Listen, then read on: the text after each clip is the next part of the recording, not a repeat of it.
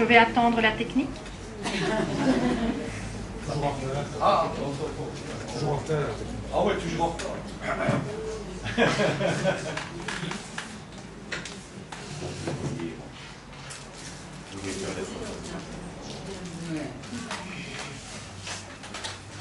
Ben, écoutez, un petit mot d'introduction quand même, excuse-moi. Donc je vous propose de terminer cette journée de labeur par quelques dessins intelligents, d'où la technique. Ce sera ainsi à la fois léger, mais lourd de sens. Ces illustrations qui vont suivre, vous les avez peut-être déjà vues tourner sur Facebook ou ailleurs. Il s'agit de l'œuvre d'un artiste polonais qui s'appelle Paweł Kuczyński. Alors, la première illustration, je les ai rebaptisées parce que je n'ai pas trouvé leur nom d'origine. Je l'ai rebaptisé Capitole et Pinocchio. Armes de destruction massive, crise en Ukraine, traité transatlantique. Il y a encore peut-être un plus gros mensonge. L'idée arrogante qui veut que ce pays soit le centre de l'univers, exceptionnel, vertueux, admirable, supérieur. Information, désinformation, notre libre arbitre est en danger. Notre esprit critique est en péril. Cherchons la vérité au-delà des apparences. Cette deuxième illustration, je l'ai appelée « politicien nauséabond ». Les gens ne peuvent plus entendre les discours des politiciens, ces pseudo-élites, parce qu'au final, ces mêmes gens sont bernés. Nous devons nous réapproprier la chose publique. Troisième illustration, peuple au gouvernail. Pas de commandant, juste des allumeurs de réverbères. Ensemble, décidons ce qui est bon pour nous. Autre illustration, piège de l'addiction. Quel que soit l'opium, il nous endort. Réveillons-nous pour vivre enfin pleinement. Autre illustration, danger agroalimentaire. Que mangeons-nous? Au profit de qui? Il est temps que la bonne bouffe soit de nouveau accessible. Bourrage de crâne, et l'illustration suivante. L'exigence du pseudo-savoir tourne en réalité au vide.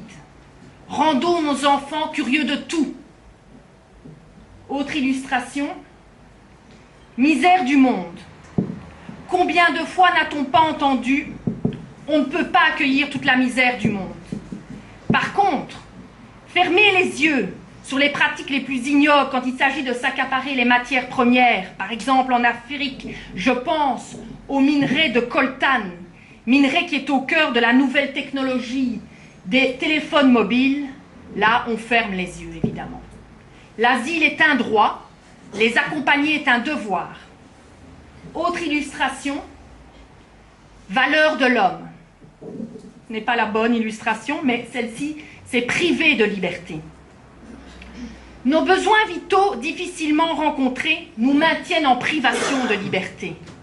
Si chacun d'entre nous n'avait plus de contraintes matérielles, eh bien je peux vous dire que le pouvoir institutionnalisé tremblerait. Illustration suivante, déjà vue, privé de liberté, couvade de la paix. Pourquoi rechercher la paix lorsque la guerre enrichit? Nous devons tout mettre en œuvre pour éviter quelque conflit armé que ce soit. Il y va de vie humaine. Illustration suivante. Un enfant égale un enfant. Certains enfants jouent, d'autres besognent. Nous, occidentaux, voulons le meilleur pour nos enfants. Le reste du monde aussi. Les enfants sont notre seul investissement. Mot universel. Au nom de la religion et pour l'argent, on tue. Nous proposons en échange une laïcité bien comprise, et une solidarité ainsi qu'une répartition des richesses plus équilibrée, plus égalitaire. Dessine-moi une souris. L'art est considéré comme une marchandise, alors que nous en avons besoin comme de l'air que nous respirons. Esprit grégaire, nous sommes souvent des moutons de Panurge, dans la mesure où les élections sont l'un des outils pour changer, l'un des outils du changement. Conscientisons un maximum autour de nous sur les problématiques que nous venons d'évoquer. Voilà, j'en ai terminé. Ce n'était peut-être pas une intervention habituelle, traditionnelle, vous m'en excuserez.